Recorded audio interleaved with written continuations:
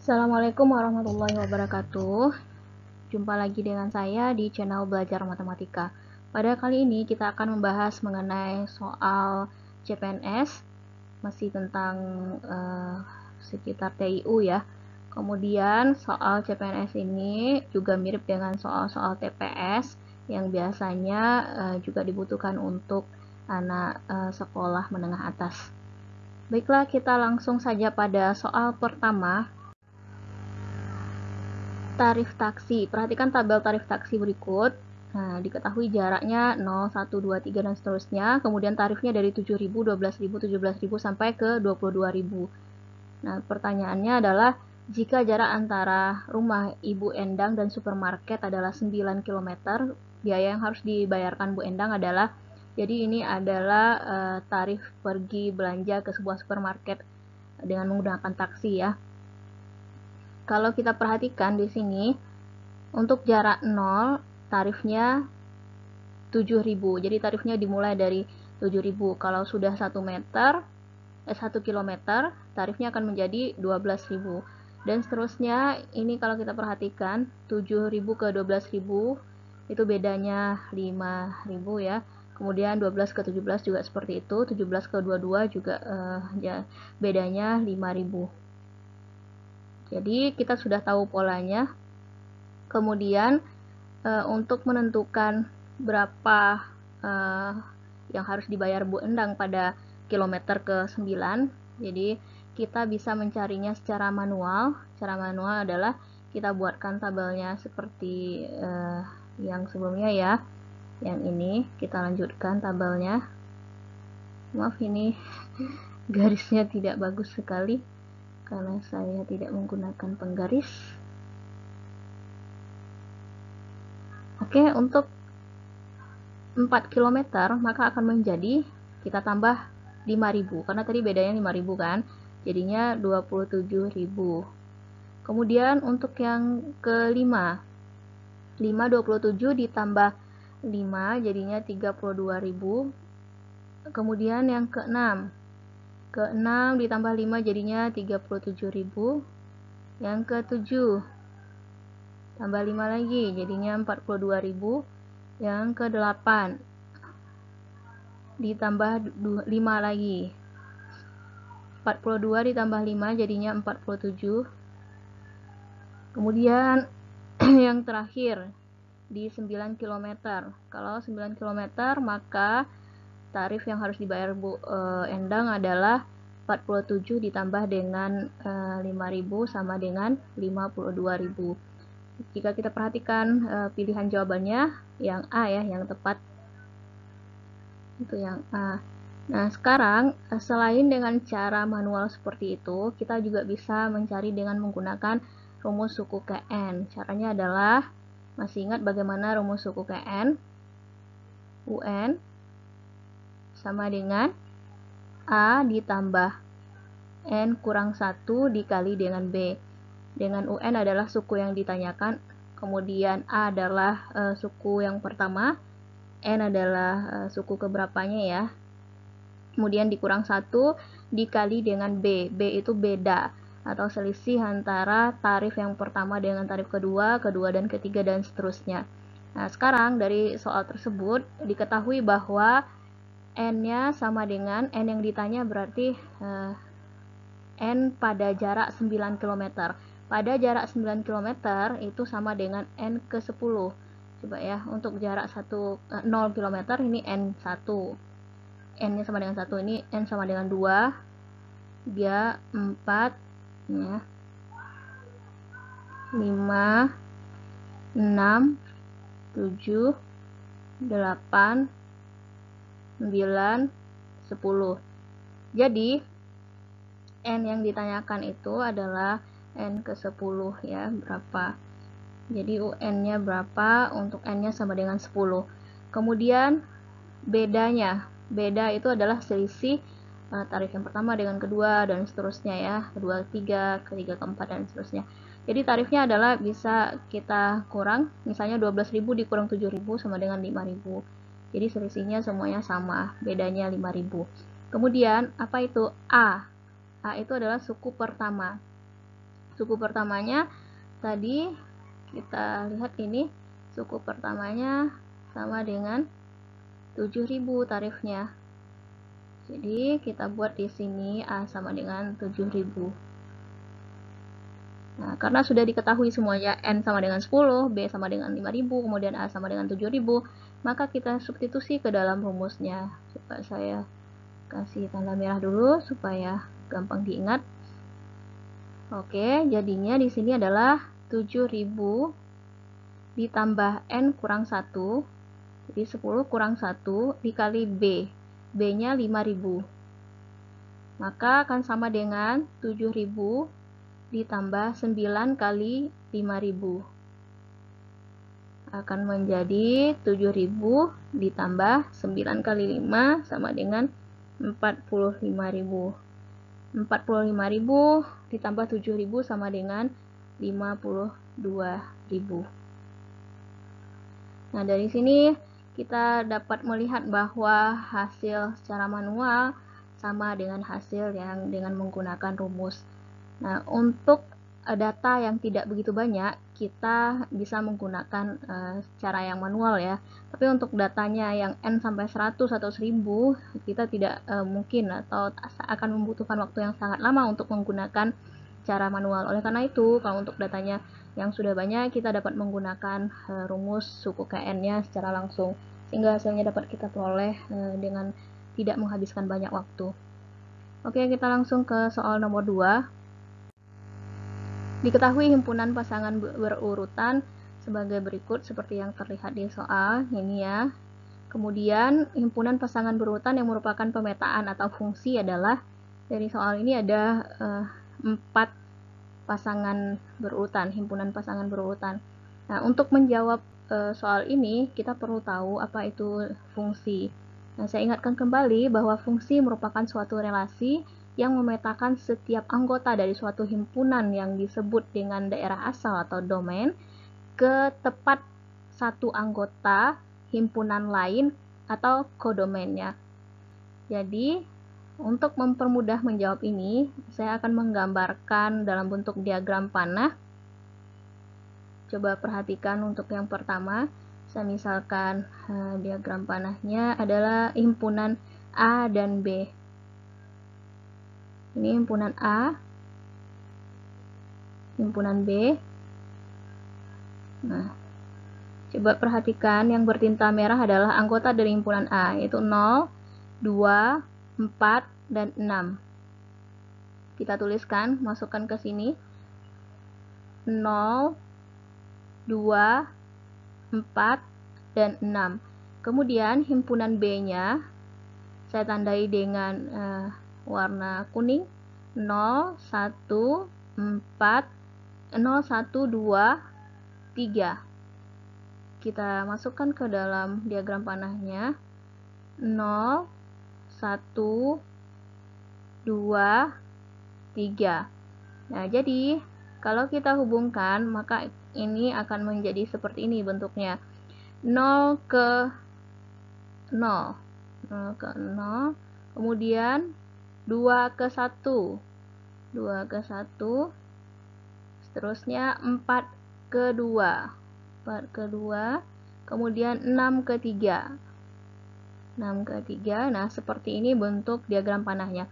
Kita ulang lagi definisi fungsi tadi, bahwa fungsi merupakan suatu relasi yang memetakan setiap anggota di A tepat satu ke anggota himpunan lainnya. Nah, himpunan lainnya di sini adalah yang B ya. Apakah anggota himpunan yang di A ini memasangkan tepat satu ke himpunan B? Anggota himpunan B? Benar ya, 0 ke 0, 2 ke 1, 4 ke 2, 6 ke 3. Jadi semua anggota di A ini memasangkan tepat satu ke anggota yang ada di B. Jadi ini merupakan fungsi, benar ya. Nah, kemudian yang kedua, masih seperti tadi, kita gambarkan lagi. Caranya seperti tadi juga. Saya misalkan himpunannya adalah himpunan P dan himpunan Q. Himpunan P dan Q. Nah, seperti tadi, anggota himpunannya untuk yang P yaitu 1, kemudian 2, Nah, terus satu lagi, satu sudah ada di sini. Kemudian dua lagi, dua juga sudah ada di sini. Berarti anggota himpunannya cuma dua, yaitu 1 dan 2 saja. Kemudian yang Ki itu anggota himpunannya adalah 3. Selain 3, 3 lagi, kemudian 4. Nah, setelah itu 4 lagi. Coba saya tandai ya dengan warna merah untuk P-nya. Ini, kemudian Q-nya saya tandai seperti tadi dengan warna kuning. Jadi anggota himpunannya kalau sudah ada, tetap ditulis satu kali saja ya, tidak berulang kali. Misalnya di sini duanya ada 2 kali, satunya juga 1 kali, 2 kali. Berarti yang kita tulis hanya 1 kali saja untuk masing-masingnya kalau anggotanya sama. Nah, sekarang kita petakan. Coba kita lihat pemetaannya. Yang pertama 1 ke 3. 1 ke 3, kemudian 2 ke 3. 2 ke 3, terus 1 ke 4. 1 ke 4. Kemudian 2 ke 4. 2 ke 4. Nah, berdasarkan pengertiannya tadi, ini tentu saja menyalahi aturan ya. Karena P untuk anggota yang dari P ini, coba kita lihat, 1 itu memetakan ke 3 dan ke 4. Dan 2 juga begitu, memetakan ke 3 dan ke 4. Nah, ini menyalahi syarat dari suatu himpunan, karena himpunan tadi merupakan suatu relasi yang memetakan setiap anggota dari suatu himpunan yang disebut dengan domain tadi, domainnya P, ke tepat satu anggota yang lain. Misalnya himpunannya adalah Q. Nah, sekarang dia memetakan ke dua anggota himpunannya. Jadi, dua anggota himpunan yang lain maksudnya ya. Jadi, ini menyalahi aturan, ini tidak benar. Kemudian, yang ketiga caranya masih sama. Saya buatkan di sini. Anggota himpunannya adalah, saya misalkan K dengan L. Himpunan-himpunannya ya. Anggota himpunan K yaitu 1, 2, 3, 4. Kemudian L anggota himpunannya 5, 5, 5. Berarti hanya satu anggota himpunannya yaitu 5. Kemudian kita petakan seperti tadi, 1 ke 5, 2 ke 5, 3 ke 5, 4 juga ke 5. Nah, apakah ini memenuhi aturan? Iya ya, karena setiap anggota di K, setiap anggota himpunan K memasangkan tepat satu ke anggota himpunan yang ada di L, yaitu semuanya memetakan ke 5, jadi ini tidak masalah. Kecuali kalau ada anggota himpunan yang lain, misalnya 6 misalnya ya, kemudian satu juga memetakan ke 6, nah itu baru salah. Jadi kalau seperti ini tidak masalah, ini merupakan merupakan fungsi, ini merupakan fungsi. Kemudian yang keempat caranya juga seperti itu. Kita buat lambang himpunannya sebagai M dan N. Anggota himpunan M yaitu 5, 5, 4, 4. Saya urutkan dari yang terkecil dulu, 4 aja, kemudian 5. 4-nya ada 2 kali, 5-nya juga 2 kali. Jadi yang kita buatkan di sini hanya satu kali aja. Kemudian N-nya 1, 2, 1, 2. Berarti di sini juga hanya 1, 2 saja. Kemudian kita petakan. 5 memetakan ke 1, kemudian 5 memetakan ke 2, terus 4 memetakan ke 1, 4 memetakan ke 2. Nah, jadi ini juga menyalahi aturan karena ada ada anggota di M memetakan 2 ke anggota himpunan lainnya. Misalnya 4 memetakan ke 1 dan 2, 5 juga memetakan ke 1 dan 2. Jadi ini bukan merupakan fungsi karena tidak memenuhi syarat suatu fungsi. Kita lanjut ke soal Nah, dari penjelasan tadi dapat kita simpulkan bahwa yang merupakan fungsi dari himpunan pasangan berurut itu adalah yang 1 dan 3. Jadi jawabannya adalah yang C. Selanjutnya, diketahui himpunan P sama dengan 1, 2, 3, 5 dan Q sama dengan 2, 3, 4, 6, 8, dan 10. Jika ditentukan himpunan pasangan berurutannya 1, 2, 2, 4, 3, 6, 5, 10, maka relasi dari himpunan P ke himpunan Q adalah, kita buat seperti tadi dalam diagram panah, ada dua buah himpunan, yaitu himpunan P dan Q. Yang pertama, isi anggota himpunan P-nya adalah 1, 2, 3, 5. Kemudian yang Q-nya adalah 2, 3, 4, 2, sorry.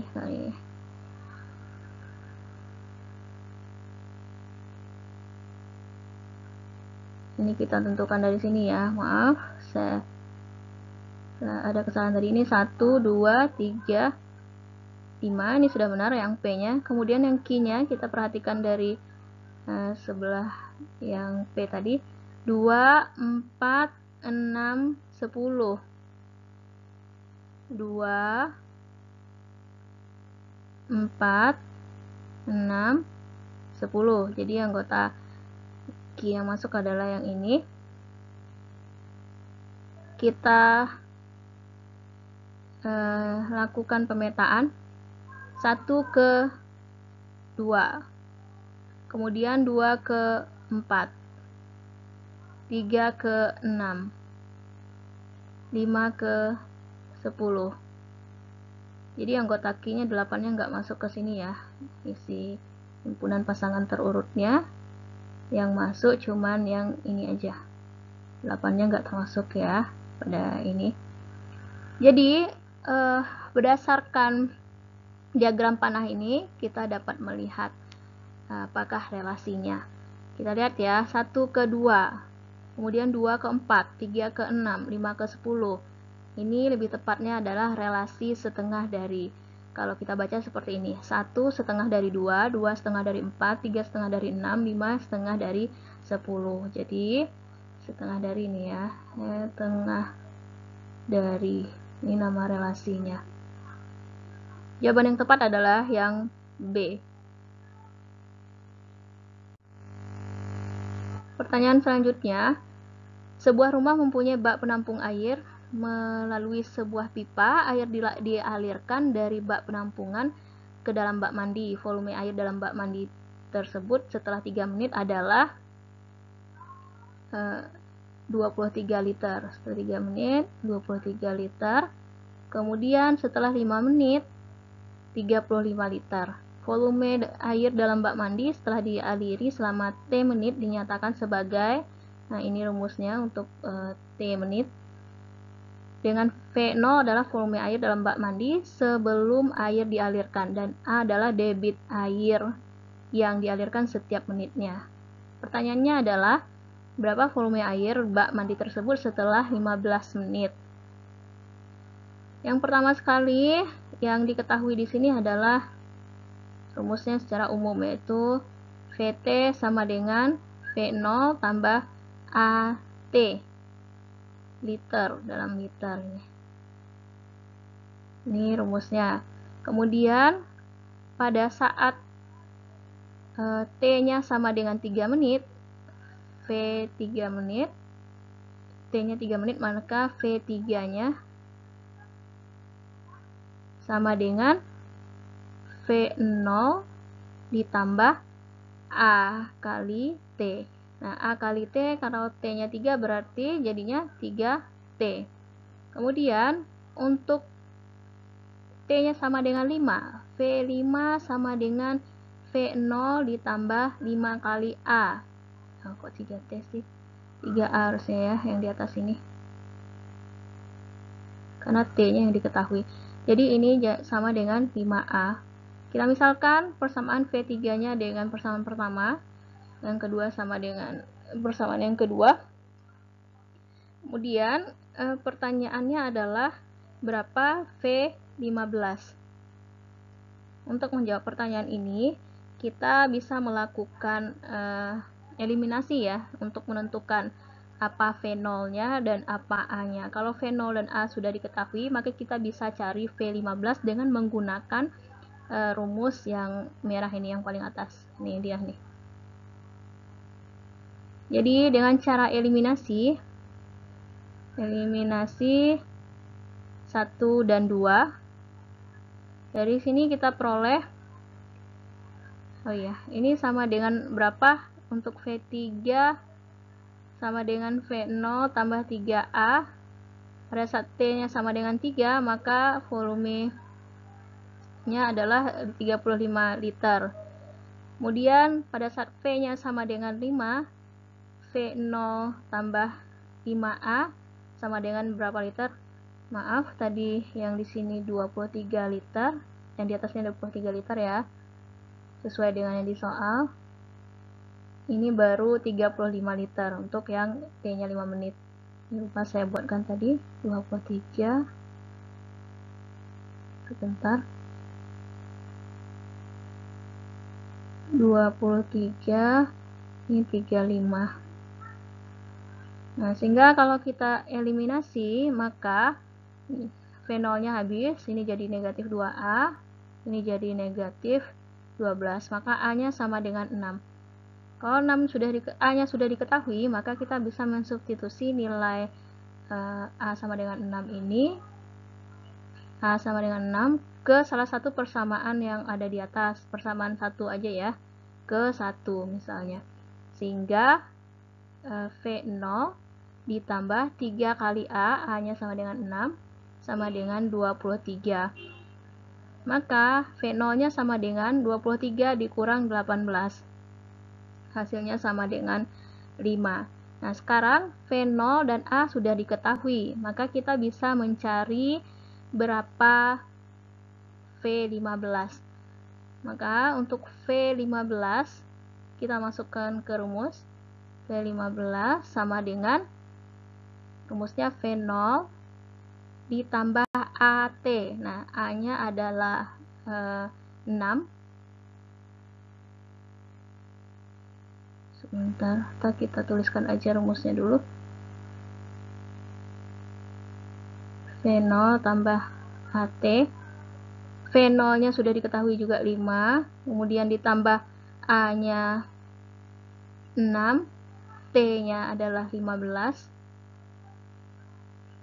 Maka 5 tambah 6 kali 15, 90, jadinya 95.